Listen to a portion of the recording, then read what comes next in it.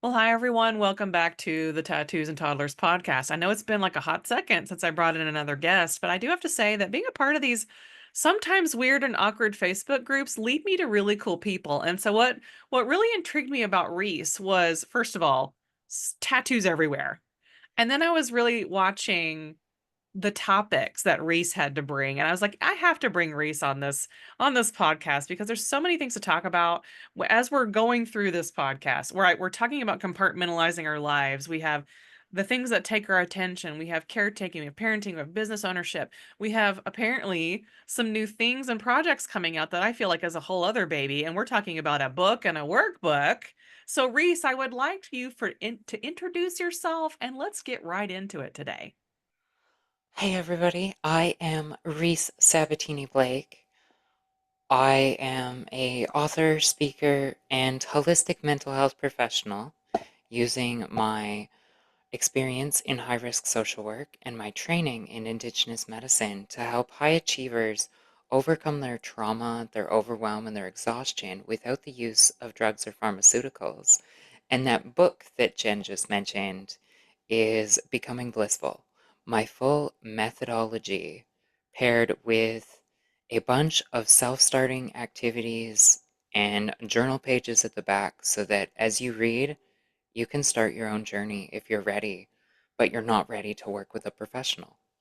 I really love that because as you were introing what you're all about, I'm sure nobody can relate to exhaustion and overwhelm at all, right? None of us are unfamiliar.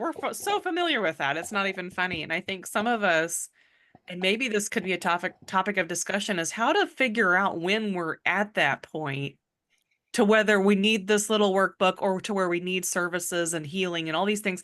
Like, how does one start that process of, besides going to the hospital and saying, oh, by the way, I'm a little burned out and overworked? Is there things that we can start looking for now in our lives that can kind of help us before it gets crazy? There are so many things. And even if you're at the point where your mind runs at night Ooh. and it is affecting your ability to get to sleep or stay asleep, you're already burnt out, baby. You are already at a point where you, even at a very beginning level, need to focus on grounding or becoming more present in the moment. And that can be as easy as without restricting your breath to like a monitored count, just focusing on your breath patterns and just the fact that you are breathing for a minute every time you're overwhelmed. I love that you just said that. Do you know why? Because I was just in Colorado. And there's something about being at a different elevation that almost feels like it's taking your breath away a little bit. And I found myself kind of, I don't want to say slowing down because that's not the right word, but I was definitely being more intentional on watching how many breaths I took and how many times I yawned. Like I yawned a lot when I was out there. And I thought to myself, okay, be present in this moment. Know that you're at 9,495 feet in the air. It's a completely different elevation. I didn't find out afterwards, by the way. So, not knowing that information going into it, I really did have to think to myself, pay attention to your breathing, pay attention to your head, pay attention to your heart. What's going on in your body? Even my coworker, my friend who came to assist me, she's like, we're going up this hill and I feel like, do you feel like it's higher in elevation here? My chest is kind of like, a little tighter than normal. And I just thought it's because we were going up a hill. So I like even me, that tangible, you know, example of being mindful of your breathing is a perfect kind of way to like, that's an easy thing to do. Like our bodies automatically breathe.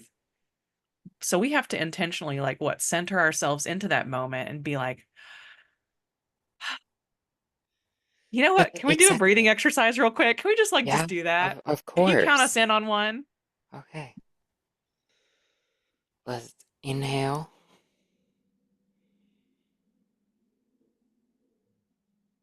and then exhale.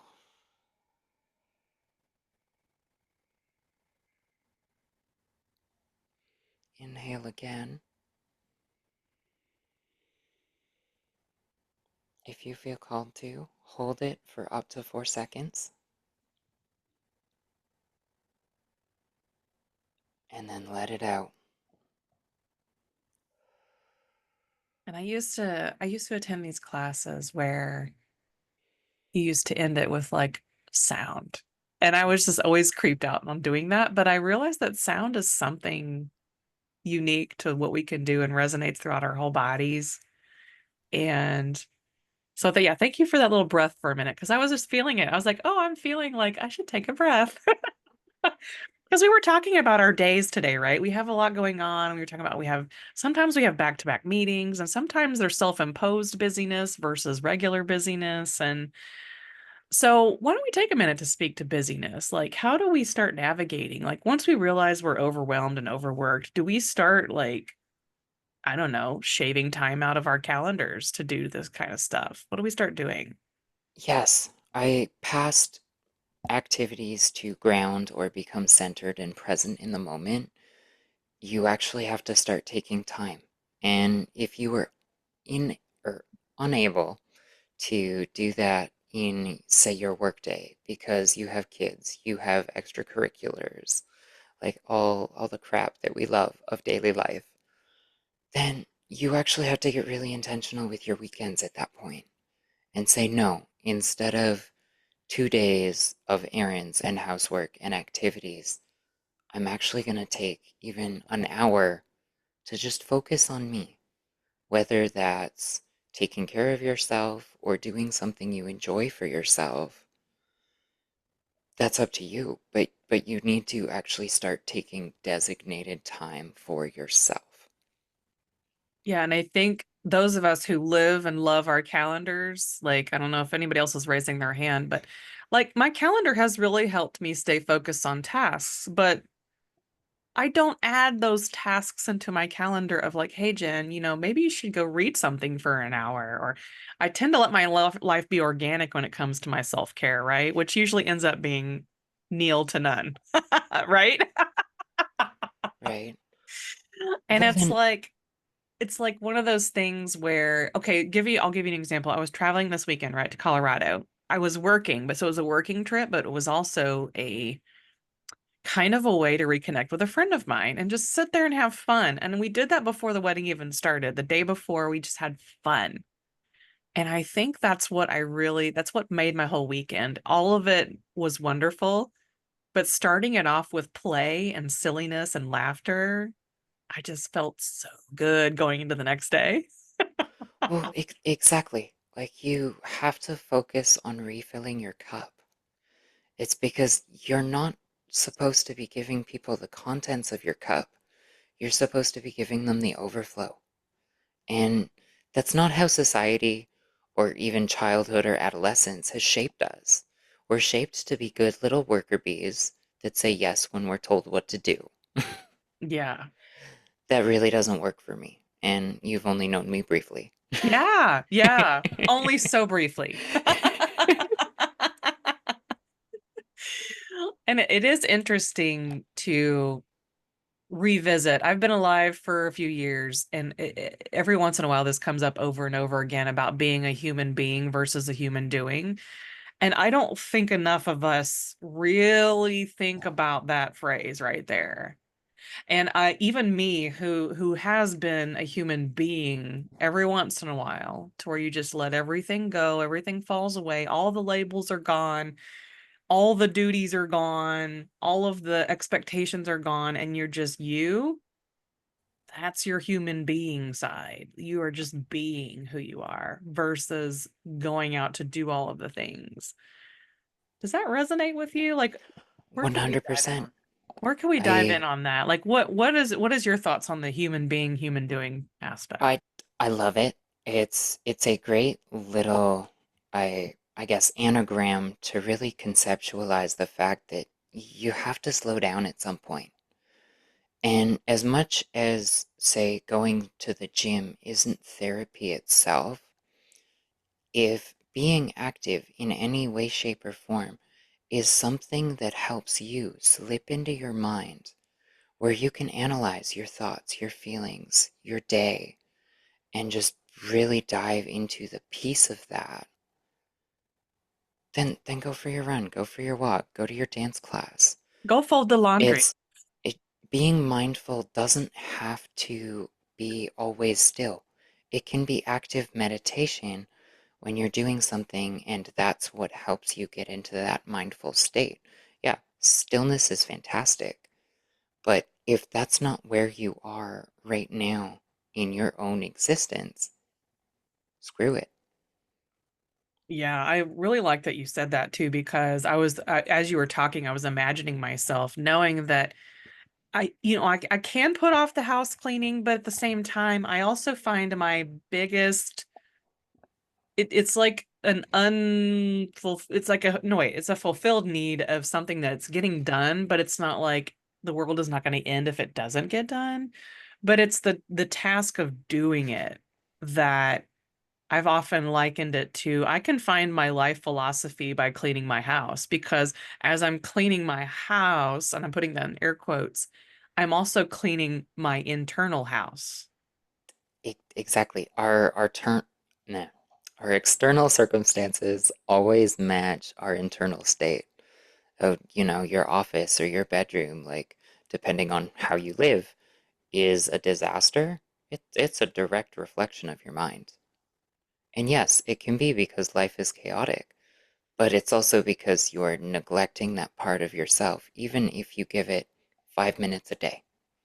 Oh, Yeah. today I'm just sweeping it. No, you don't have to go and clean it like an angry Ukrainian woman. It's like it doesn't have to be like this disciplinary act of, well, oh crap, I have to clean. If the house is empty, you will find that I throw tunes on, I dance, and I clean, as long as there is space in my day. But that is one thing for me to encourage myself to actually do it and not only get the dopamine of the activity, but completing the task. Yeah. It's that, oh, it's out of the way for a couple days now. I'm good. That's one thing off the list. Okay, random question. What is your most favorite thing to clean, or, you know, something that is cleaning involved that actually you enjoy? Laundry, except when it comes to putting it away. Oh my God, we could be twins. Hey, I will wash it, but I am that person that unless everything is perfect in my life, which I mean, I have a good life. I can't Yeah. complain there. Yes. But unless the mindset is perfect and there aren't other things that distract me from it, it either gets put away immediately or the remainder of the clothing gets put away after I've wore and need to rewash.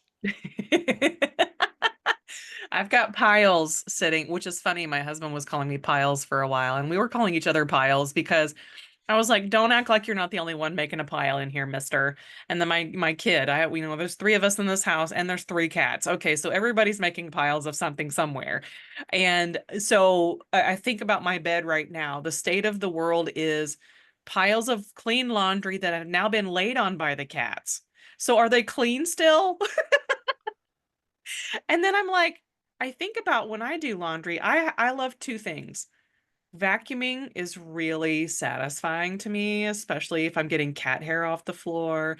It's got a nice vibration to it. I know exactly where the hot spots are to get the most clean to make me feel good, right?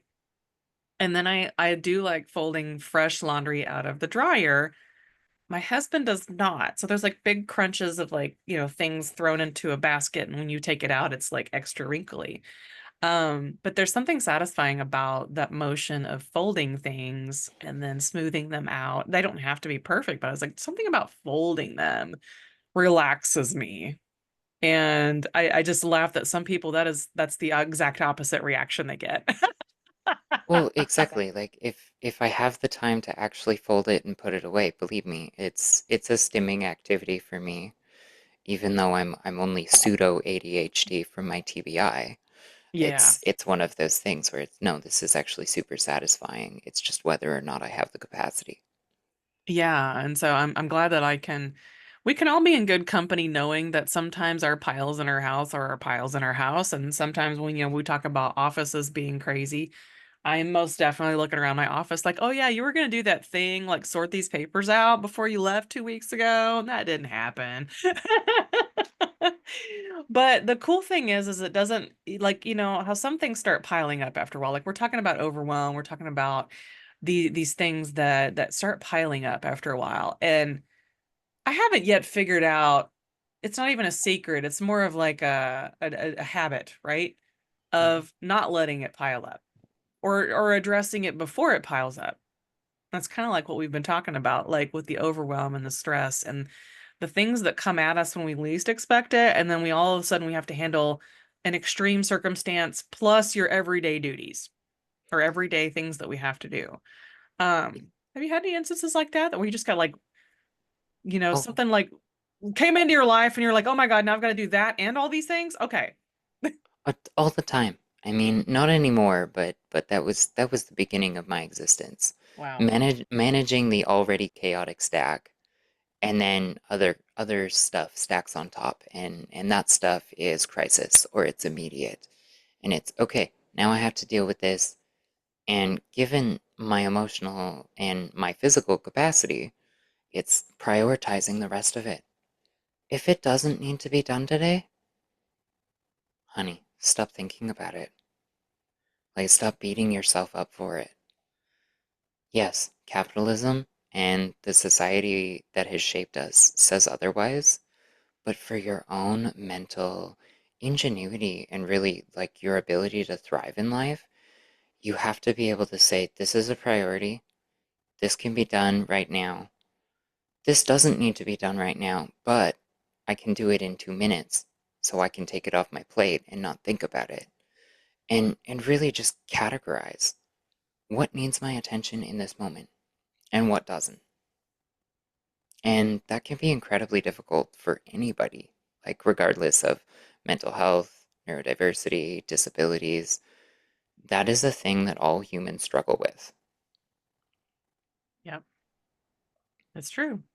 So there's so much going on in the world. And then if you've got people around you in your close circle, and then you start ended up in that cycle of comparison of everybody else's lives to yours, and so had this happen, and so is having this happen, and we're trying to figure out how to do life with everybody else's stuff in our head. And one of the biggest things I know I ever did was kind of start like, okay, we got to shed some weight here. We've got to shed the fact that I don't need to carry everybody else around in my head right now. So I got enough going on inside. Right? Well, and learning to hold space for, but to not take things on as your own Yes. is is not just a thing for people that work in mental health. That's also a thing for every human being on the planet. You Yes. you all need to learn to, oh, well, Karen's having an issue. I can listen to that while not claiming it and making it my problem. Yep. I likened it to 2 years ago. I finally discovered why I felt so heavy. And it was one of those things where I was just describing you carrying a couple of people that really didn't need to be carried. And then I ended up, you know, taking a cloak off, like a really heavy weighted Hmm. cloak off of my body, just, spiritually, emotionally, whatever. I was taking it off and removing it. And even my massage therapist noticed a difference once I released some of the extra pressures, expectations, the things that we tell ourselves that are important and they're really not. Exactly. It really changes the world. And even for me, I can't have friends that need to think that the sky is falling constantly and that it needs to be my priority outside of work. My Hmm. clients, my kids, and my own well-being come first. And well, yes, I love my friends. If you need me in a holistic mental health coaching capacity, pay me by the hour or by the program. I'm sorry if the sky is always falling for you. always. Like not occasionally. Occasionally I can take it. But Yeah. if it's every day the sky is falling, seek help.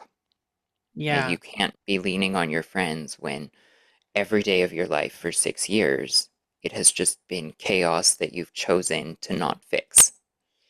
And your people are going to get exhausted by your refusal to work on yourself. That's another really key thing that I've noticed about certain people that are like that. Like everything is a thing and it's nonstop for years and years and years and years. And then I find out that sometimes the truth of the matter is they're so used to the drama now, they can't ever see Turn it another life off. without Yeah, it. exactly. And that is hard to watch. And but it's also not my problem. Well, exactly. And it's a okay, do I sit here with popcorn and Yeah. sadistically enjoy it Yeah. because you can't break your own cycle, and or do I just distance myself because it's like I love you. I've tried to help as a friend, but I've reached my limit. And that's where you need boundaries. Because I have in the last few years really had to distance my friends or myself from people because I can't be on all the time. And that's even why outside of my like scheduled office hours, my phone is on do not disturb, I just started using that. Oh my which gosh. which is only between the hours of 11 and 7 do I get a notification on my phone any day of the week. And yeah, I will occasionally turn it off when I'm conversation or something's happening that I do need to attentively listen to or pay attention to, but it's made it so that outside of work, I'm not getting the notification. My nervous system is automatically calmer because the vibration or the ding isn't there, immediately drawing my attention from what's going on in the present moment to whatever is going on in the imaginary computer in my hand. That is such a powerful thing that I think none of us should take for granted, that simple task right there. The do not disturb. I just started using it. And it was because it was different reasons though. The funny story is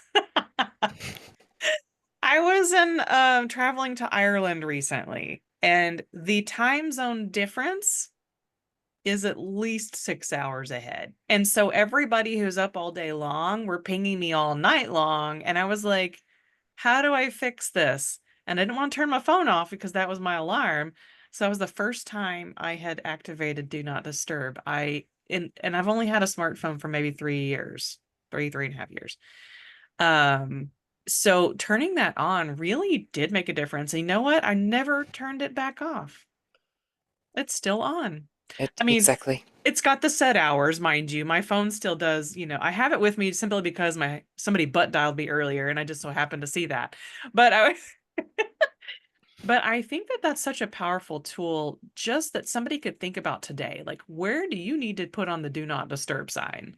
Exactly. And, any day where you're dealing with a moment where you need to be present in life, mute it. Like if you are actually in a situation that is right here and right now, mute your phone.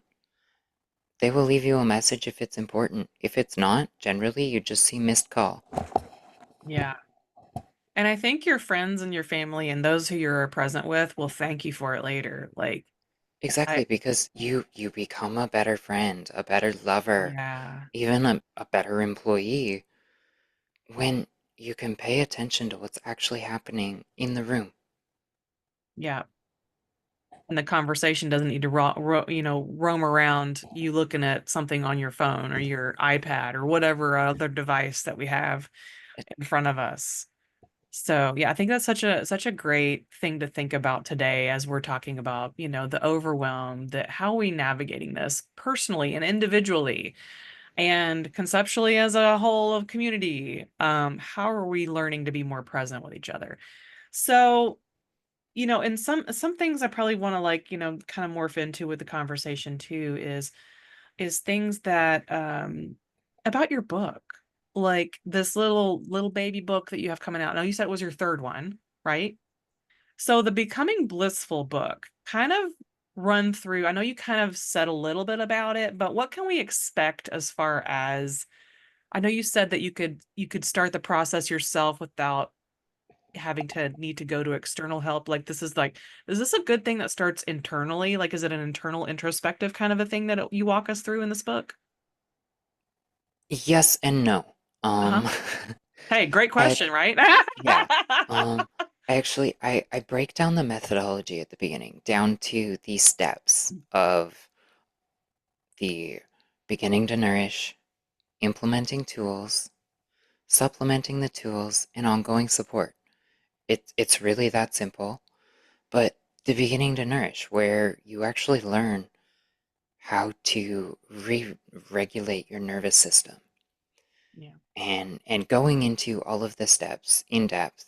And but then before I walk you into the workbook, I also break down all of the emotional experiences you're going to have when going through the process of healing your overwhelm, your exhaustion. In your case, it could be trauma or whatever it is. But there's even this deep grief you're going to experience in both your old self that whatever happens to, and the self that you are right now on the journey to becoming really the best version of yourself. We Yeah. don't want you to become someone new. We want you to just get back to the best version of yourself, Yeah. or maybe meet it for the first time. But then I give you a bunch of activities and a bunch of space to journal and do them, as well as meditation activities and breathing exercises to get yourself started on this journey of becoming blissful, meeting your best self, and really just opening yourself to the possibility of healing instead of the dysfunction you exist in today. I think that's great. I think it's such a great tool to have in the arsenals of becoming, honestly, just becoming.